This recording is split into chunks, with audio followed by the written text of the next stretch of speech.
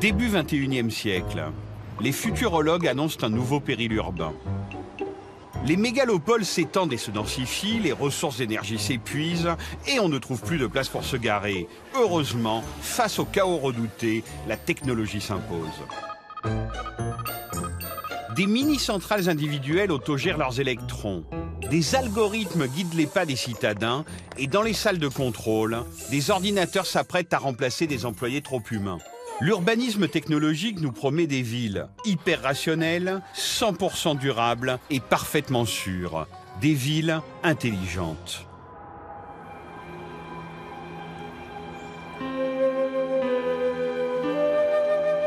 Les villes concentrent 3 milliards d'individus et 3 autres milliards devraient les rejoindre d'ici une quarantaine d'années.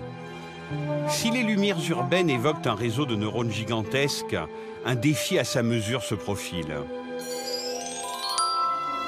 Comment produire l'énergie demandée alors que les ressources s'épuisent et que les citadins ont toujours une bonne raison d'allumer la lumière?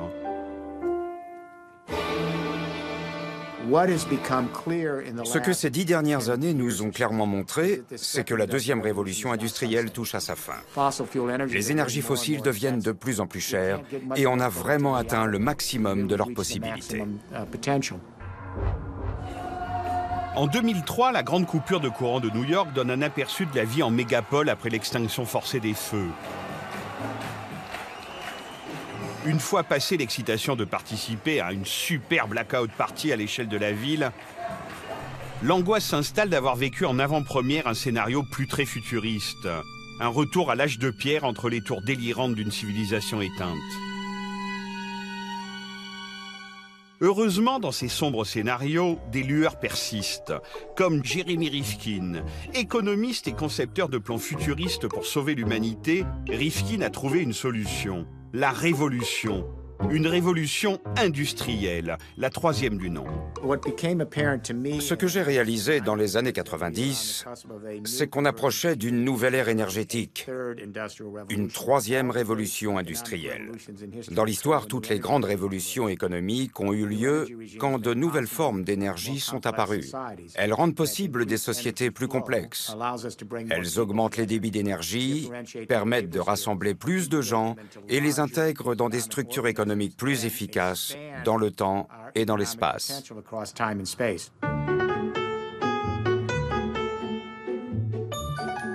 Ainsi, avec l'invention de la machine à vapeur et l'extraction du charbon qui l'alimente, les villes de la première révolution industrielle poussent le long des voies de chemin de fer et les maisons des ouvriers se concentrent autour de leurs usines où ils se rendront à pied.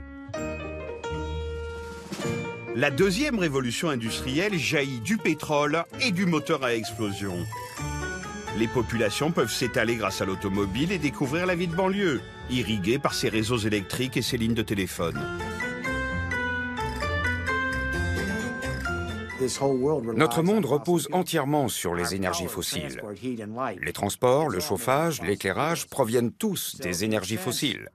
En fait, nous avons déterré les restes de l'ère carbonifère et nous avons transformé ce carbone, le charbon, le pétrole, le gaz, en biens, en services et en infrastructures.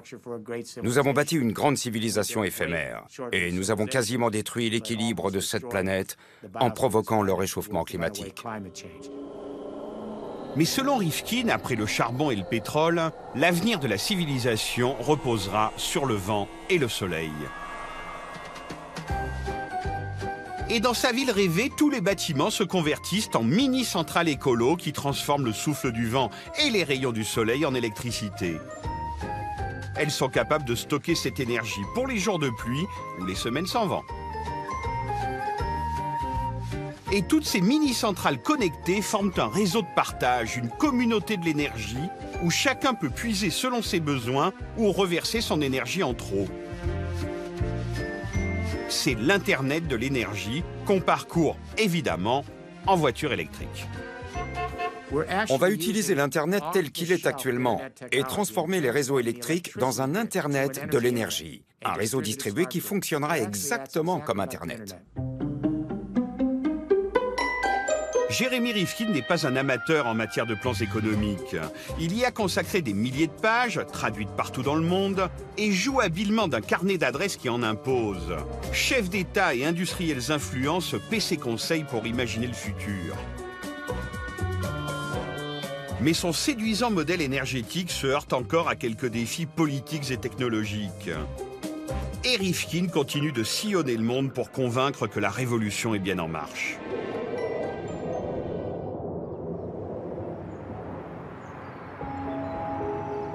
De l'autre côté de l'Atlantique, dans le nord de la France, le paysage minier garde la mémoire d'une source d'énergie épuisée.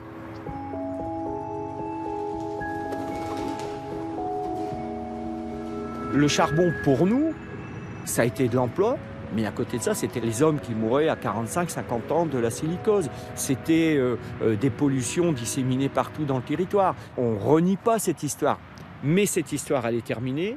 Elle a généré des impacts très négatifs. Et aujourd'hui, on sait très bien que ce que nous, on a vécu à notre échelle, la planète est en train de le vivre au niveau global. À Los Angeles, après la fermeture des derniers puits de charbon dans les années 80, le maire écologiste, Jean-François Caron, décide de produire l'énergie de la ville à partir d'une source quasiment inépuisable, le soleil.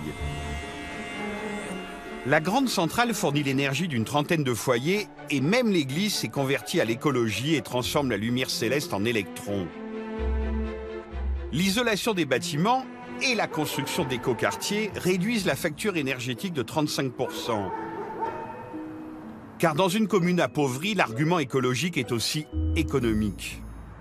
Entre quelqu'un qui paye 2 000 € de chauffage électrique et qui a froid dans sa maison et quelqu'un qui paye moins de 200 €, pour les gens, il n'y a pas besoin de leur faire un grand baratin idéologique sur le développement durable. Hein. C'est du pratico-pratique. C'est mieux qu'une augmentation de salaire. Hein. A priori, même dans le Nord, miser sur le soleil pour produire de l'énergie, c'est forcément rentable parce que c'est gratuit. Surtout que les installations écolos de la ville ont été financées par des subventions. Mais Jean-François Caron veut prouver que ce nouveau modèle énergétique n'est pas seulement viable pour une commune de 7000 habitants, mais également à l'échelle régionale. C'est ça l'enjeu maintenant pour nous, c'est le changement d'échelle. La France dépense pour ses sources d'énergie, soit le gaz, le pétrole, le charbon ou l'uranium, 70 milliards d'euros par an qu'elle verse à l'étranger, aux Émirs ou aux Russes. Bon, imaginez qu'on prenne cette somme et qu'on l'injecte dans l'isolation de l'ensemble des bâtiments de France.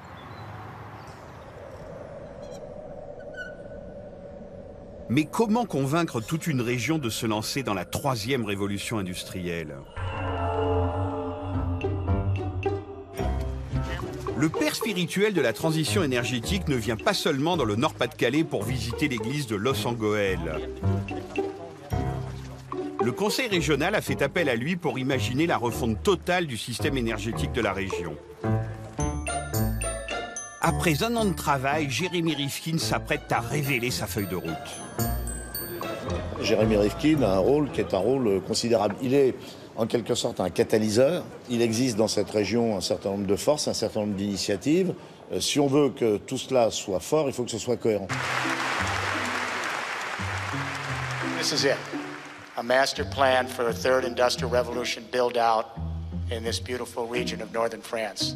Le plan de Rifkin, c'est de faire du Nord-Pas-de-Calais un exemple mondial à grande échelle du nouveau modèle énergétique. Mais son Internet de l'énergie est-il bien réaliste ?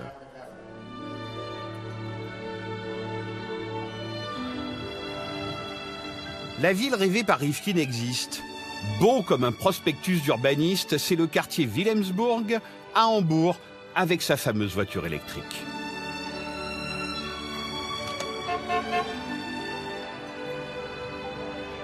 « 12 bâtiments produisent chaleur et électricité grâce au soleil et sont reliés entre eux par l'un des tout premiers réseaux de partage au monde.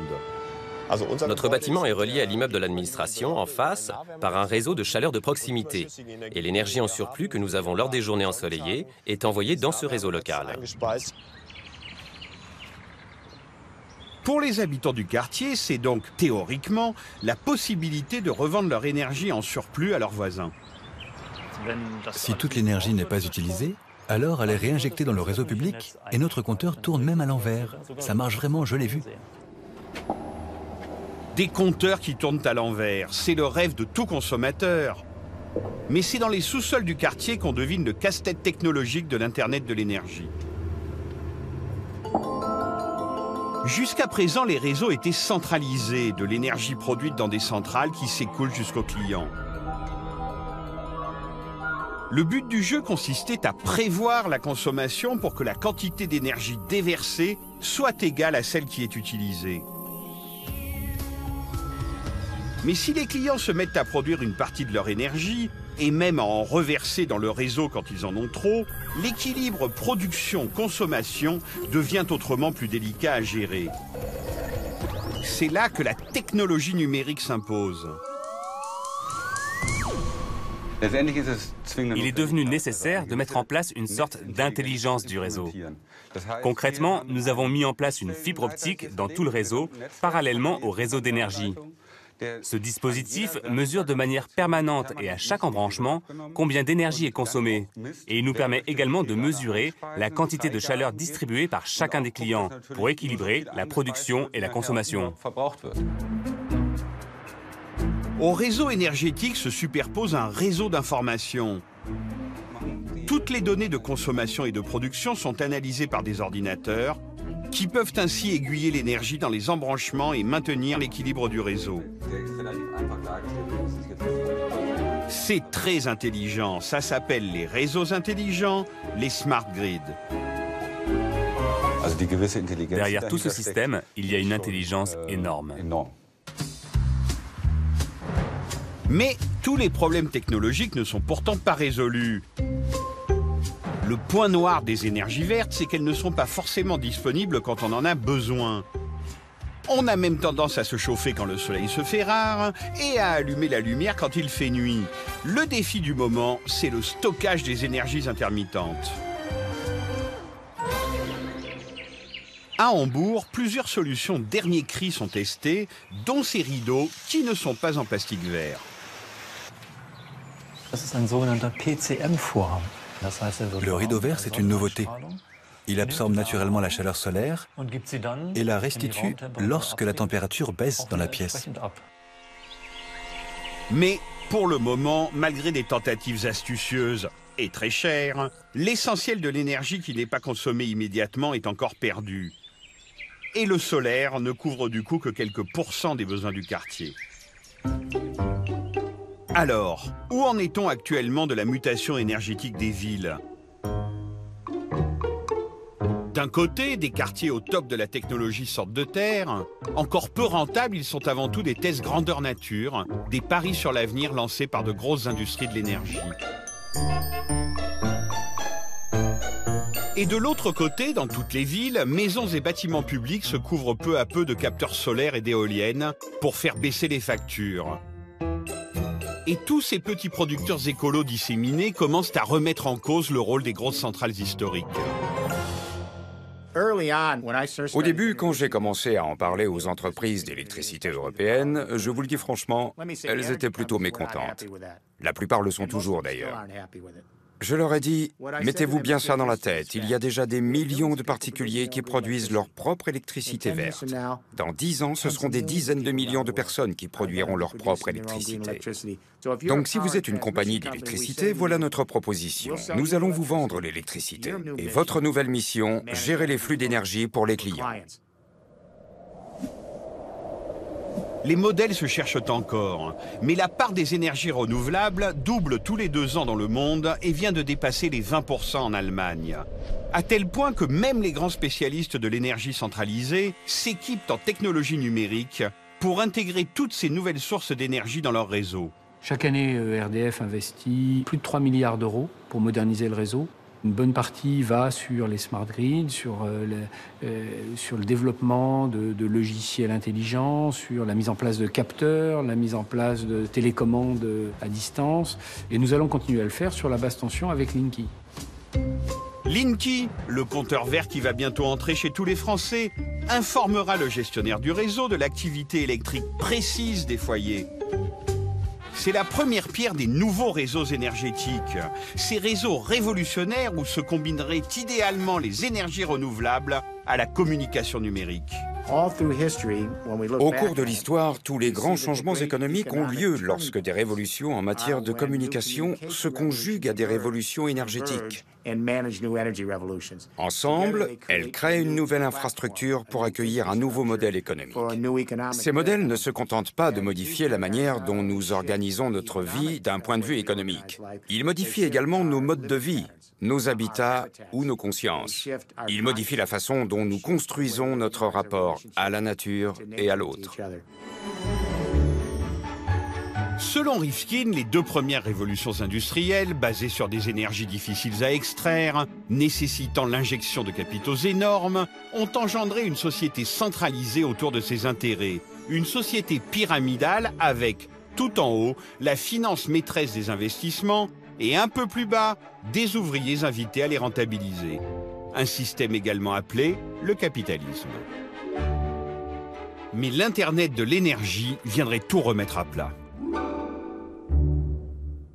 Chaque bâtiment devient une microcentrale et des milliards d'individus produisent leur propre énergie. C'est power to the people, le pouvoir au peuple. This region of Nord-Pas-de-Calais begins a great journey. This is the region that pioneered the first industrial revolution. Mais comment le retour du pouvoir au peuple résonne-t-il dans la salle de conférence de Lille ? Le plan de Rifkin pour le Nord-Pas-de-Calais présage d'un rapport de force un peu plus complexe. Le prix de la mutation énergétique est évalué à quelques 150 milliards d'euros sur une trentaine d'années, qui proviendront de subventions publiques, d'épargne de particuliers et d'investissements privés, notamment ceux des industries du numérique.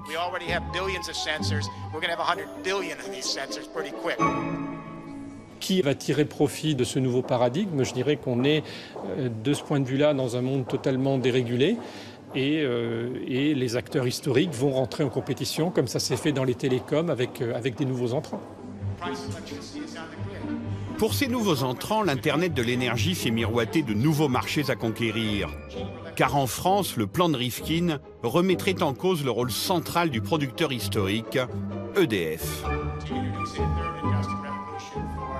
C'est sûr qu'on a un choc de culture. Il est américain, il ne sait pas ce que c'est que la puissance publique. Il sait ce que c'est que le business. Mais en même temps, qu'est-ce qu'il nous dit? Les coopératives de producteurs vont s'associer aux consommateurs. Il nous dit on arrive à l'émergence du pouvoir latéral.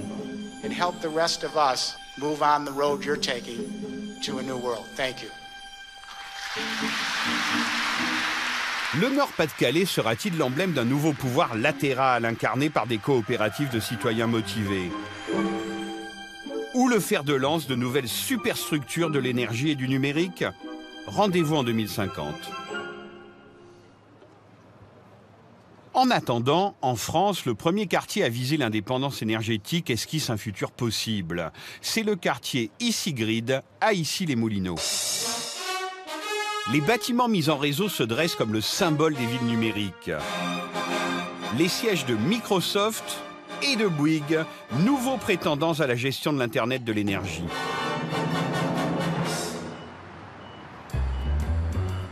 Nous, on pense qu'il va y avoir un nouvel acteur qui va être opérateur énergétique de quartier, un opérateur multi-énergie. On parle d'eau, de transport, tout ce qui est environnement et puis de nouveaux services urbains. Issy-Grid, comme le quartier Wilhelmsburg de Hambourg, fait partie de ces projets pilotes lancés par de grands groupes du numérique pour tester leur technologie. Il ne s'agit plus seulement ici d'énergie, mais de tous les domaines de la vie urbaine où la gestion de données pourrait s'avérer profitable.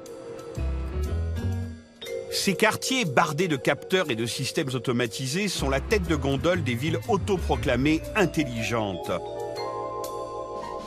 En anglais dans le texte, les Smart Cities.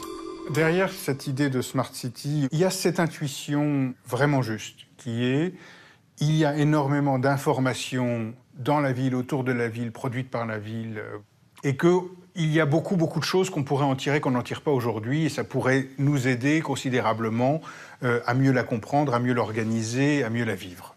Ça, c'est juste. Et puis, il y a l'idée que La ville est un grand système dont un cerveau omniscient va pouvoir enfin piloter toutes les dimensions de manière efficace, optimale. Ça, c'est un pur fantasme.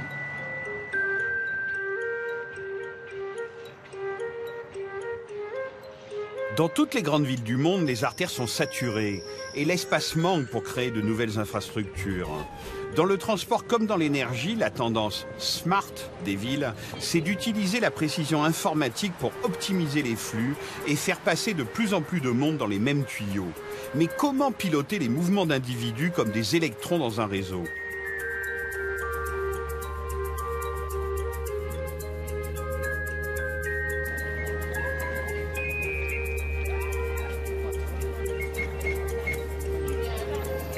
À Londres, les cartes de transport individualisées, validées à l'entrée et à la sortie de chaque trajet, ont été mises en place pour suivre précisément les flux de voyageurs dans le réseau.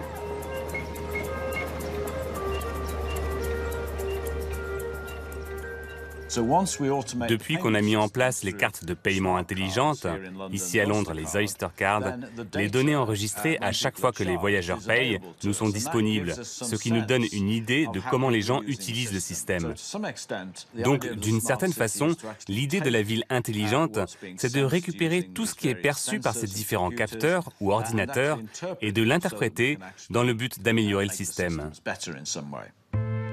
Michael Batty conçoit des cartographies dynamiques de la ville pour les institutions urbaines.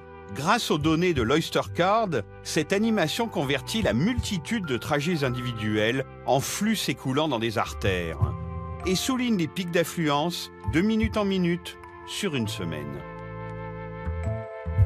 L'heure de pointe du matin, celle de 17h, et le petit flash résiduel de 23 heures qui témoigne des sorties culturelles et festives des Londoniens. On appelle ça le pouls de la ville. C'est une sorte de routine, c'est le battement de cœur de la ville. Les cartes animées de Michael Batty n'ont pas qu'un intérêt esthétique.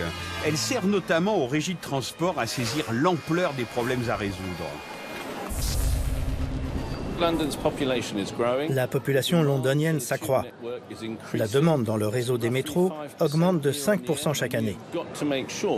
Nous devons donc nous assurer que la capacité du réseau puisse prendre en charge tous ces gens qui veulent l'utiliser.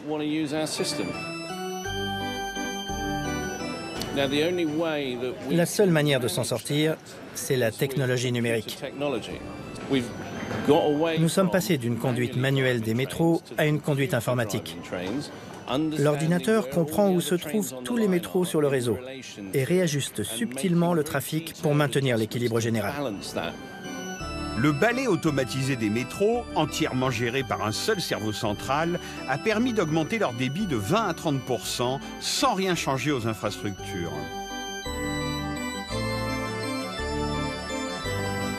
Et lorsqu'adapter l'offre à la demande ne suffit plus, on adapte la demande à l'offre. Aux heures de pointe, pour éviter la saturation totale des métros, l'Underground augmente ses tarifs de 50% en moyenne pour dissuader les voyageurs les moins motivés ou les plus pauvres. Et si les distributeurs sont plus lents qu'à l'habitude, c'est qu'ils ont été informés d'une trop grande affluence sur les quais et retiennent en amont les flux de passagers. En ce moment même, la salle de contrôle surveille le nombre de personnes dans la gare et gère l'ouverture des accès et la signalisation qui mène les passagers jusqu'au quai. Car nous choisissons parfois de réorienter les gens. Si les quais sont trop bondés, on peut les réorienter pour qu'ils mettent plus de temps à y accéder. C'est le type d'ajustement qu'on fait constamment.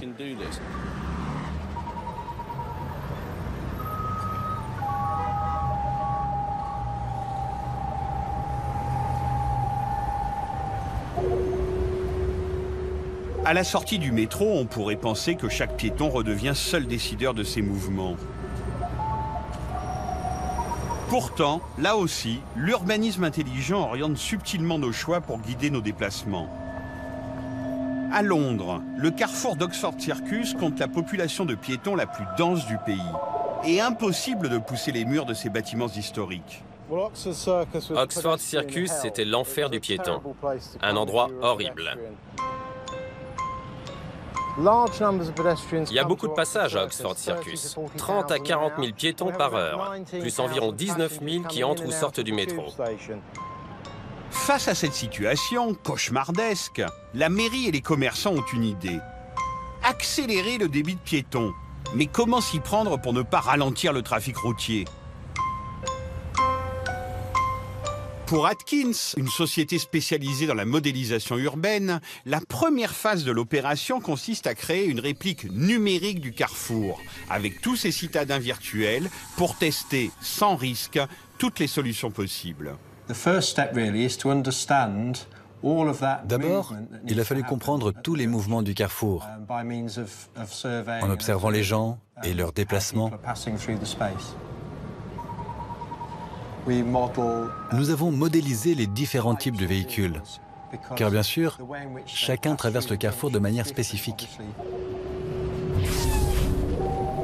Mais modéliser le mouvement des piétons reste la phase la plus délicate. Comment programmer 40 000 personnages virtuels pour que leurs comportements correspondent à ceux des passants réels d'Oxford Circus? James Amos a conçu le logiciel qui a servi à modéliser le carrefour.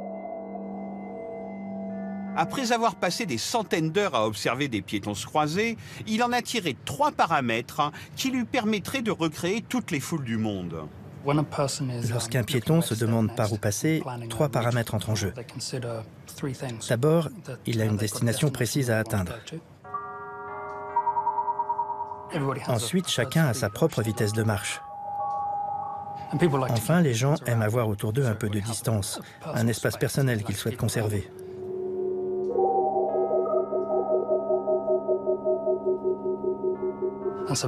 En jouant sur ces 3 facteurs, on peut déterminer la trajectoire des piétons. Reste ensuite à personnaliser les avatars à partir de ces 3 paramètres, pour que la proportion de touristes, de flâneurs et de londoniens pressés corresponde à celle d'Oxford Circus.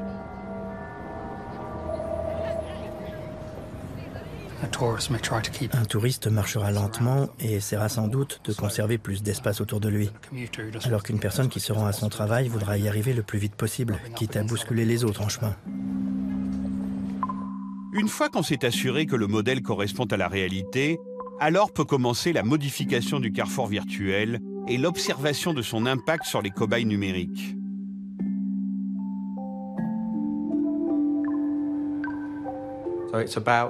Il s'agit d'apporter de petites modifications pour obtenir le meilleur d'Oxford Circus.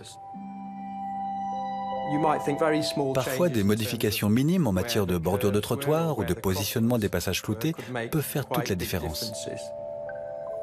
Ainsi fut déterminée la courbe idéale des trottoirs pour raccourcir la traversée des piétons sans ralentir le virage des bus. Et même les traversées en dehors des clous sont moins rebelles qu'elles n'y paraissent. Elles ont été suggérées par les algorithmes pour désengorger le carrefour. On appelle ça les perchoirs. Ils donnent aux piétons la possibilité de traverser de manière informelle. Si quelqu'un voit un espace dans le flux de voitures et veut traverser la rue, nous pensons qu'il est très important qu'il n'ait pas besoin d'avoir recours au feu, mais simplement d'utiliser l'un de ces perchoirs.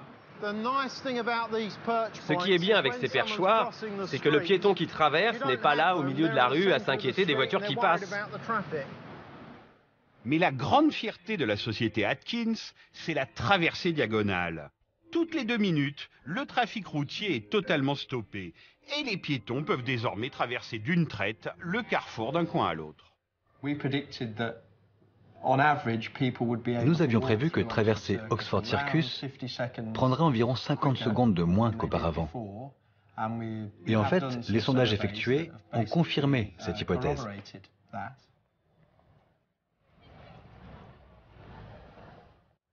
Et un compte à rebours incite à ne gâcher aucune des précieuses secondes de transit. Car le temps, c'est de l'argent, comme le savent les enseignes qui ont financé ce programme d'accélération des flux. Le projet a été rentabilisé en 6 mois. Cet investissement d'environ 4,5 millions de livres a été remboursé par l'augmentation du trafic dans les commerces du quartier.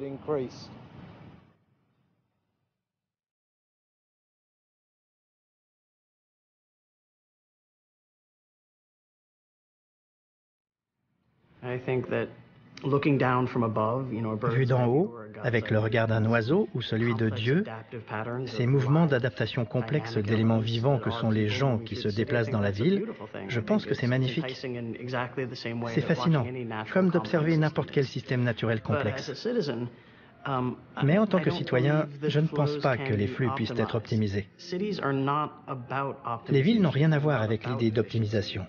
Il s'agit de friction, il s'agit de désordre, il s'agit de se confronter à ce qui est différent. Et je pense que lorsqu'on applique la mentalité d'un ingénieur au terrain qu'est la ville contemporaine, il y a un gros risque d'exclure de ce système toutes les choses qui produisent du sens et de la vitalité, précisément ce que nous appelons la magie de la ville.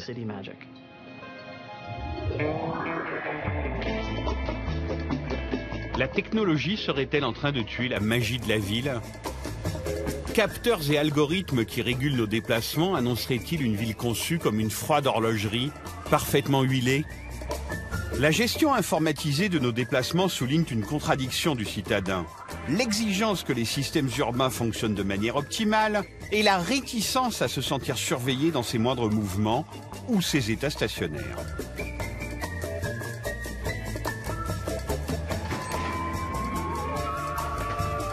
Comment concilier ces deux visions? Celle d'une ville observée en surplomb, où les individus sont assimilés à des flux qui doivent s'écouler dans des tuyaux, et celle d'une ville plus chaotique et sympathique, où chacun est libre de ses mouvements. Quand on écoute, les gens qui vivent en ville commenceront très souvent par dire « Oui, j'ai besoin de me rendre d'un point A à un point B le plus rapidement possible ».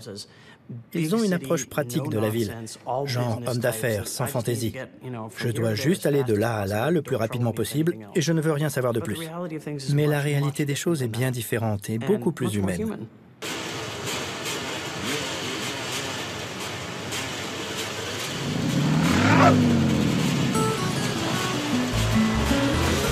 Entre l'anarchie totale et la régulation autoritaire, les concepteurs de la ville intelligente explorent une voie alternative. Proposer des services personnalisés aux citadins, tout en modulant discrètement leurs choix. Mais comment comprendre toutes ces stratégies individuelles à l'échelle d'une ville ? Avant, par exemple, si on voulait avoir accès à la donnée GPS, ce qu'on faisait, c'est qu'on prenait les données des taxis. Ça nous permettait de mesurer les différents flux de mobilité dans la ville. Aujourd'hui, avec les smartphones, il y a une évolution vers plus de capteurs, plus de données.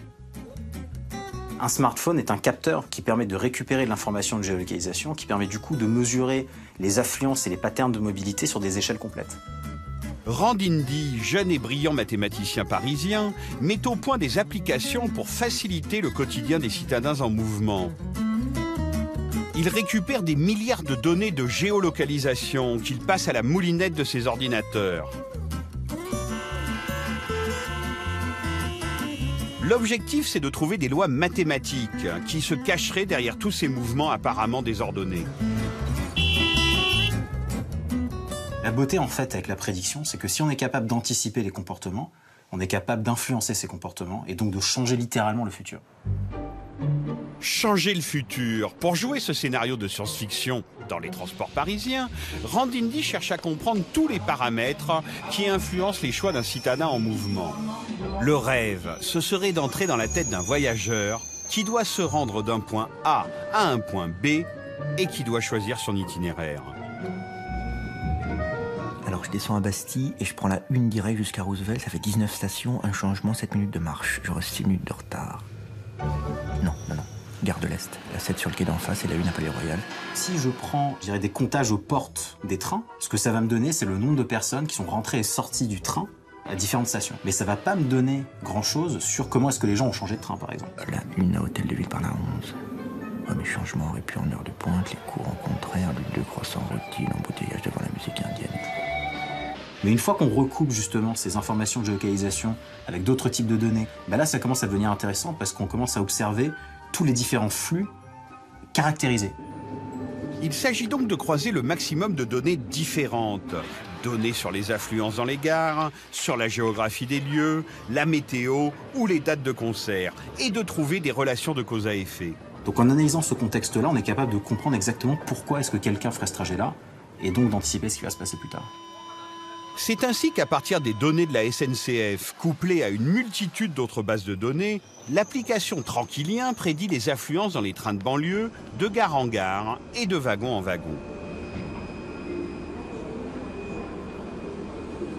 Le but affiché de l'application, c'est d'aider les voyageurs à trouver une place assise. On est capable de faire des prédictions jusqu'à une semaine dans le futur, avec des degrés de précision autour de 80 à 85%. En donnant cette information à l'usager, on contribue à changer ses habitudes, et donc on contribue à l'étalement des heures de pointe, qui est un des enjeux principaux des opérateurs de transport public. En dosant contraintes et propositions alternatives, les grandes capitales tentent de se débarrasser de la voiture individuelle, encombrante, polluante, pas du tout smart. À Londres, un péage urbain automatique débite 8 livres par jour aux automobilistes qui s'aventurent en centre-ville. Tandis qu'à Paris, on limite drastiquement les places de stationnement. Et dans les deux cas, on propose un nouveau service qui allie individualisme et intérêt collectif, les véhicules partagés.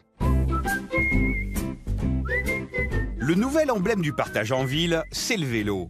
À Paris, un tiers des cyclistes est un conducteur de Vélib et en moyenne, un Vélib est chevauché par 5 personnes différentes chaque jour. Depuis le succès des Vélib parisiens, 500 villes dans le monde se sont équipées d'un système de vélo en libre-service.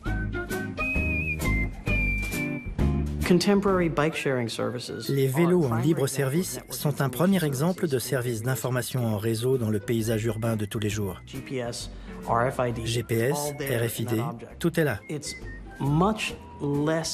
C'est bien moins spectaculaire que quelqu'un qui arrive en disant « On va faire fonctionner la ville intelligente avec un centre de contrôle urbain ». C'est beaucoup plus ancré dans le quotidien. Mais finalement, je pense que ça fait une grande différence dans la vie des gens. Même l'objet culte de l'homme libre et individualiste devient un bien communautaire. Un nouvel itinéraire a été calculé. Selon les gestionnaires des voitures en libre-service, un véhicule partagé pourrait remplacer 8 voitures possédées. Tournez à droite, puis continuez tout droit. Pourquoi posséder quand on peut partager ? Telle serait la devise d'une nouvelle génération urbaine qui veut profiter de tous les biens que la ville peut offrir, mais de manière économe, écolo, conviviale. Facilitées par l'Internet et ses communautés numériques, les initiatives se multiplient de partage de biens, de services ou de lieux, comme ces espaces de travail collectif pour travailleurs solitaires n'aimant pas la solitude. 50 ans après le Flower Power, les villes numériques incarneraient-elles enfin l'utopie d'un Woodstock écolo et durable ? Ce qu'il devrait se passer d'ici 40 ou 50 ans, c'est le déclin du capitalisme. Il jouera toujours un rôle, mais il sera plus diffus dans un monde où toutes les formes d'échange deviennent quasiment gratuites. Le partage de biens communs deviendra peu à peu le nouveau modèle économique, simplement parce qu'il s'accorde au monde de l'Internet.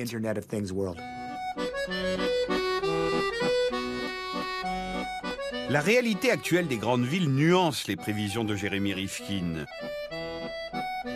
À Londres ou à Paris, les populations les plus pauvres sont reléguées toujours plus loin des centres historiques, qui se garnissent d'infrastructures connectées et écolo, mais pas vraiment accessibles à tous. Le risque est que cette accessibilité ne soit pas partout. Et là, je vois très fortement le risque d'une nouvelle hiérarchisation de l'espace urbain. Donc ça veut dire qu'il y aura quelqu'un qui sera mieux connecté et quelqu'un qui sera moins connecté. Paola Vigano est une urbaniste alternative, consultée dans le projet de création d'une grande métropole parisienne, le Grand Paris. Selon elle, le concept de villes intelligentes accentuerait le clivage entre des centres hyper connectés et leurs périphéries. Des périphéries où se développe une forme d'urbanité plus étalée, plus diffuse. Quand on dit que plus que la moitié de la population mondiale habite dans les villes, ce n'est pas qu'ils vivent dans la ville au sens traditionnel. Plus que la moitié de la population mondiale vit dans des conditions d'une urbanité diffuse. Donc c'est ça l'urbanité. Donc il faut absolument imaginer des projets, des stratégies pour ce type de ville. Le projet que Paola Vigano défend pour le Grand Paris remet en cause la convergence de tous les réseaux vers le centre historique. Il valorise, au-delà du centre, des lieux moins officiels, des lieux que se sont appropriés d'elles-mêmes différentes populations. On les appelait des lieux significatifs. Ce sont des lieux le long de l'eau, ce sont des lieux sportifs, les marchés ethniques. C'est tout ça. Et peut-être la première stratégie, c'est tout simplement de faire émerger ces lieux et renforcer les connexions, les possibilités d'échange entre ces points. Et donc le Grand Paris pourrait être imaginé au-delà du centre de Paris, comme un territoire qui est riche en termes de lieux significatifs pour ces différentes populations.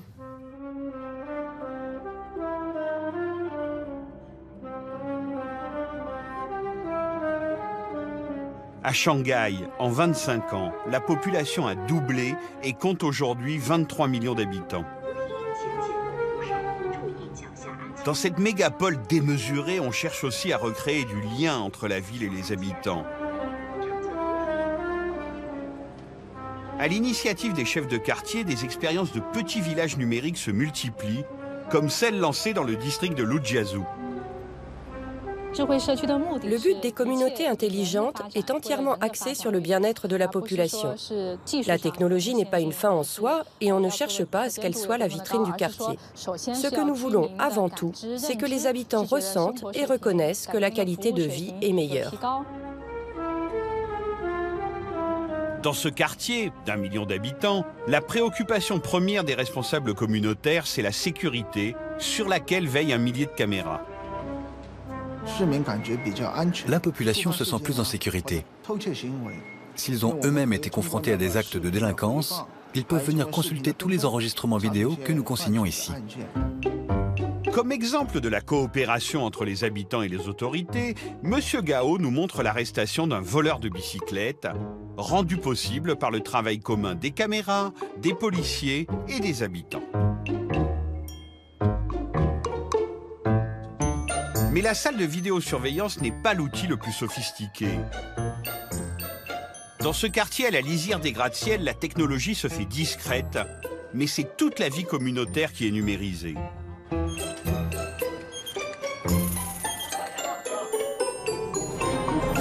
Dans ce dispensaire, la population est invitée tous les 6 mois à faire des tests de pression artérielle. Toutes les données arrivent directement dans notre plateforme.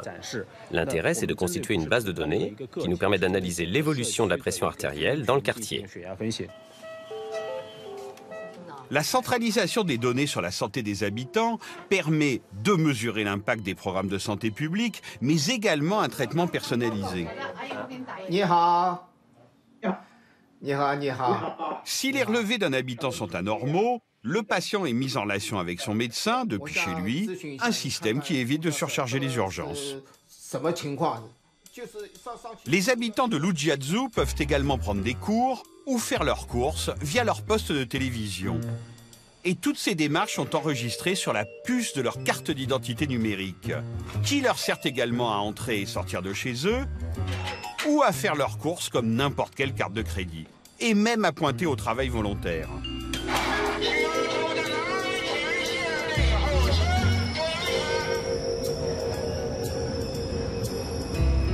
Ainsi, lorsque les bénévoles pointent dans le métro de Shanghai, avant leur travail officiel, les heures qu'ils consacrent à la collectivité sont comptabilisées.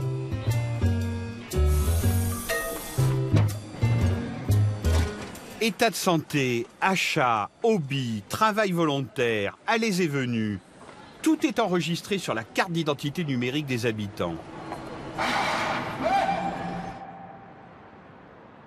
Mais où vont toutes ces données et à quoi servent-elles? C'est dans les ordinateurs de l'entreprise FK Network que les cartes à puce déchargent leurs informations.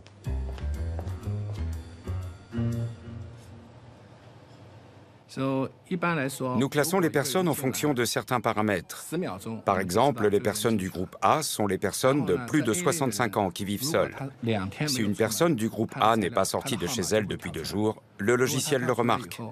Une alerte est donnée et transférée directement à l'association de quartier qui pourra lui rendre visite pour voir si tout va bien. Le centre de contrôle de M. Dong veille également sur d'autres catégories d'habitants, comme, par exemple, les anciens dealers ou toxicomanes. Si nous nous rendons compte qu'une personne de ce groupe fait plus d'allées et venues qu'auparavant ou qu'il a beaucoup de visites, l'association de voisinage ira également voir si tout va bien. Peut-être qu'on réalisera qu'il a replongé ou qu'il fait du trafic. Nous ne faisons que rapporter des situations anormales à l'association pour qu'elle fasse ensuite des analyses plus poussées.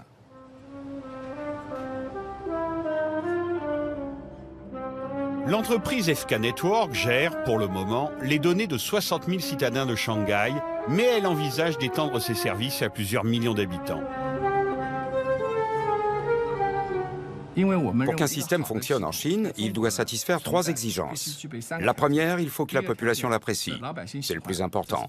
La deuxième, il doit satisfaire le gouvernement.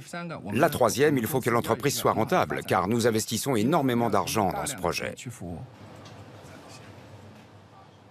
Ce coûteux programme de gestion de données est financé en partie par la communauté de quartier elle-même, bientôt par la publicité personnalisée que M. Dong espère afficher sur les portes d'entrée, et enfin par le gouvernement national, qui peut ainsi mettre à profit toutes les données collectées et la vingtaine de catégories de citadins qui en a été tirée.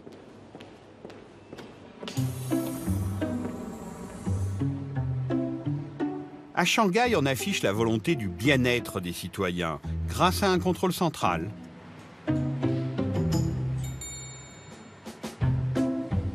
Une ville surveillée par des surveillants, eux-mêmes surveillés par un superviseur.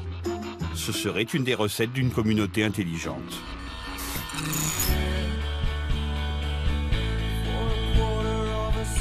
À Londres, les salles de vidéosurveillance, qui n'ont rien à envier à celles de Shanghai, ont l'obligation de rendre accessibles leurs données aux citoyens filmés.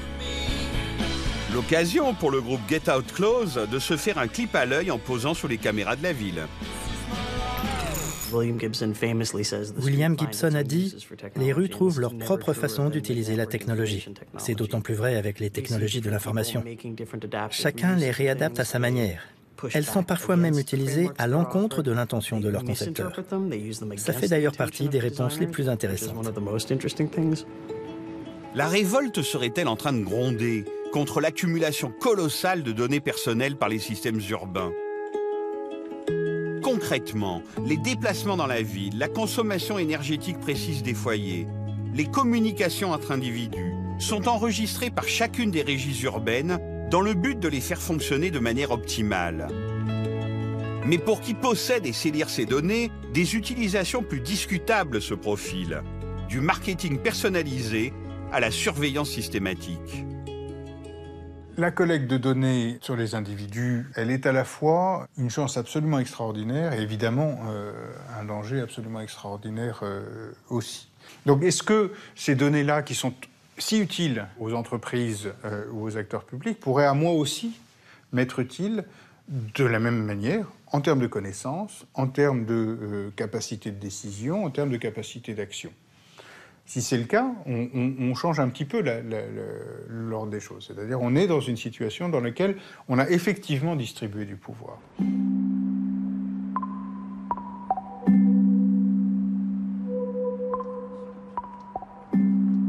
La ville numérique amplifie un conflit ancestral.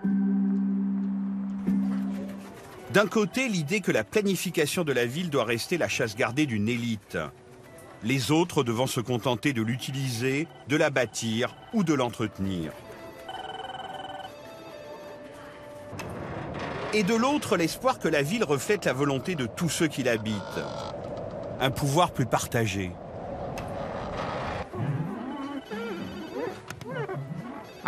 Historiquement, je pense qu'on se dirige vers le partage. Mais ça pose beaucoup de questions importantes concernant le contrôle, la propriété, ouvert ou fermé. C'est un changement générationnel. Est-ce qu'on va vers le conflit? Absolument. Ce qui signifie que ce nouveau mouvement, celui vers le partage, pas le capitalisme, doit réfléchir à comment s'imposer pour que cette nouvelle opportunité ne serve pas que les intérêts de quelques-uns.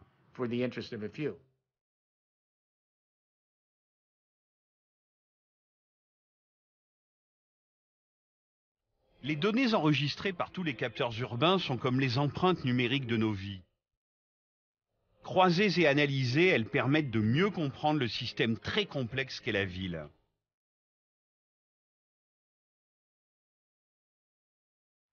Mais ces informations seront-elles le nouvel outil d'un pouvoir central, une sorte de Big Brother qui pourrait contrôler la vie urbaine dans ses moindres détails? Ou annonce-t-elle, au contraire, l'avènement d'une conscience collective plus grande, une ville où tous les habitants, qui poursuivent chacun leur propre destination, comprennent comment leur vie est liée à celle d'une humanité plus large?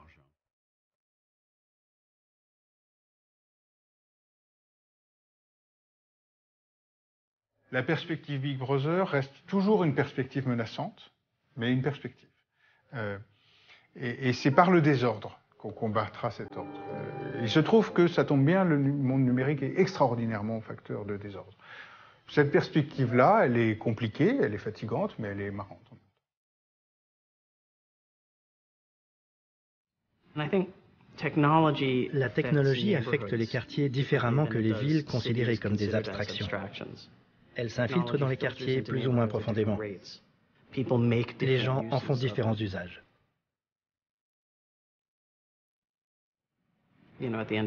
En fait, au bout du compte, ce qui m'intéresse, c'est le quartier, l'échelle des quartiers, les affinités et les ajustements qui naissent d'une immersion, du fait de vivre sur une partie de la planète bien définie pendant une longue période de temps.